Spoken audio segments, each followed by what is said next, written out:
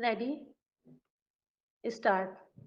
महोदय, अंधविश्वास से मुक्त होकर धर्म का स्वरूप काव्यमय हो जाता है। हम यह भली भांति जानते हैं कि अनेकानेक धार्मिक क्रियाएं ऐसी हैं जिनके साथ मनुष्य सामाजिक जीवन के प्रारंभिक काल से बंधा हुआ है। यह मानना पड़ेगा कि धर्म में अवश्य ही कुछ ऐसी बात है कि हजारों वर्षों से मनुष्य उसके प्रभाव में रहता चला आया है।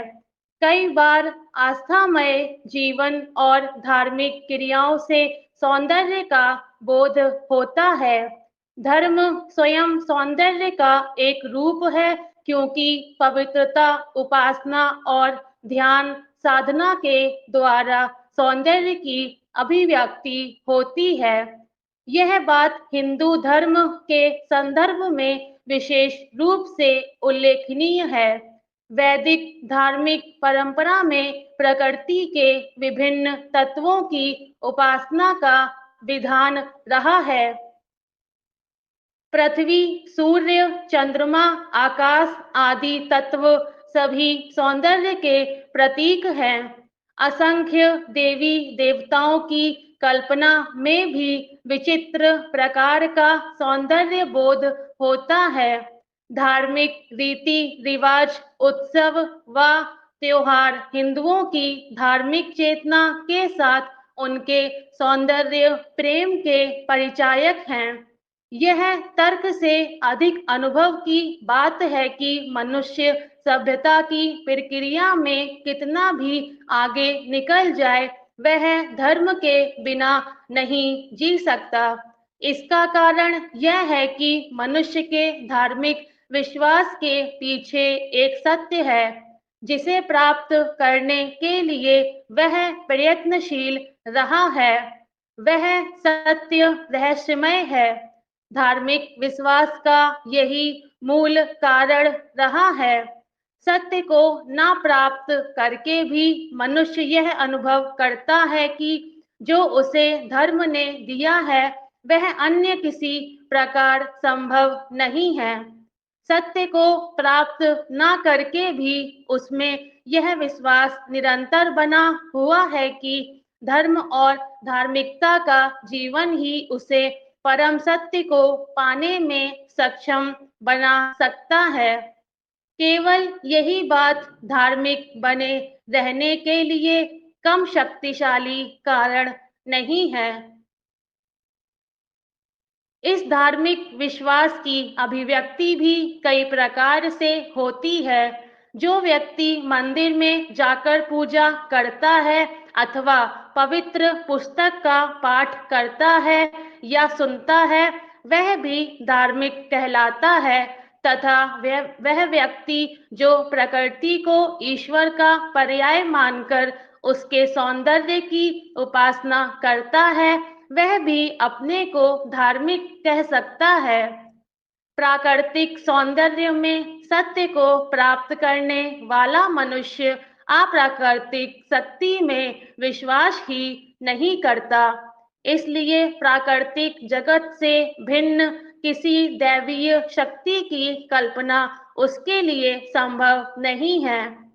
हिंदू धर्म और अवतारवाद के संदर्भ में ऐसा व्यक्ति राम और कृष्ण को सौंदर्य और जीवन की पूर्णता के प्रतीक रूप में आराध्य मान सकता है, परंतु उनको ईश्वर तथा उपास्य रूप में उसका कवि हृदय कभी स्वीकार नहीं करता।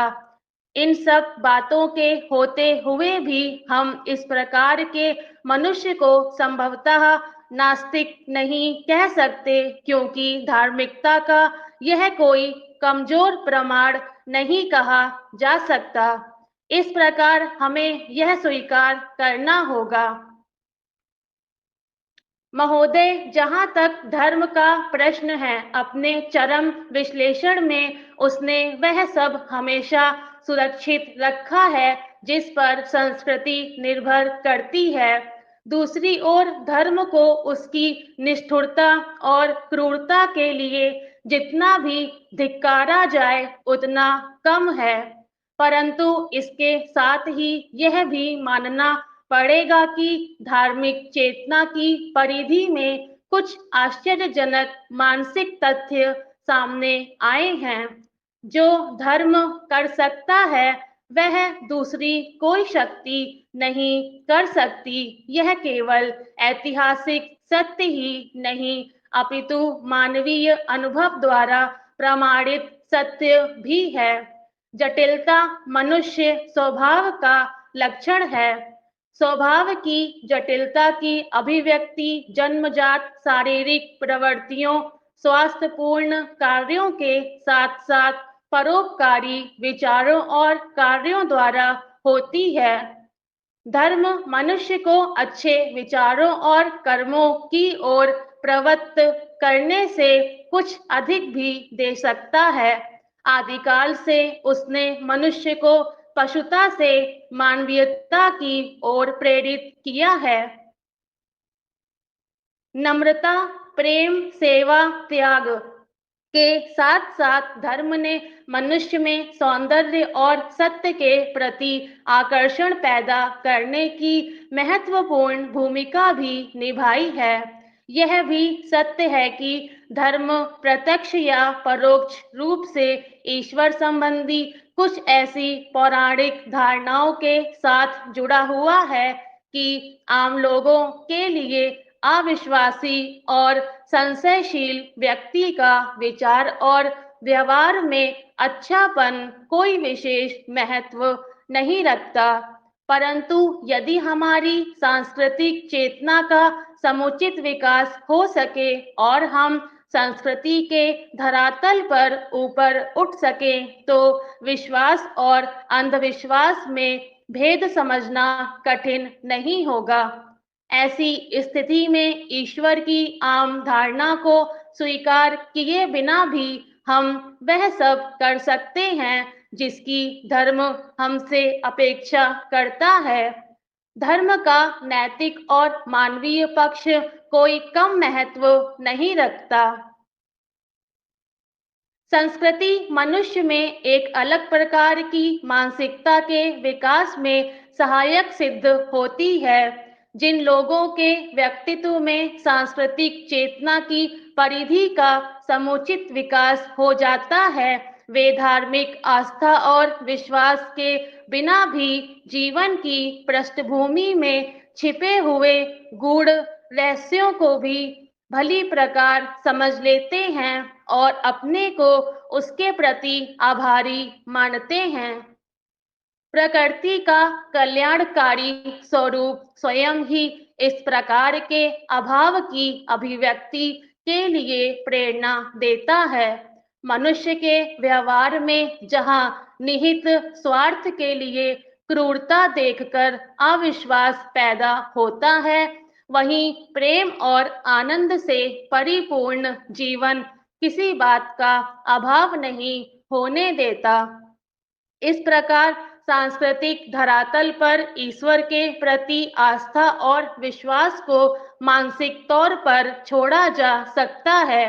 जहाँ तक हमारी वास्तविक भावनाओं का प्रश्न है वे औपचारिक विश्वास के अभाव में भी जीवित रहकर विकसित हो सकती हैं।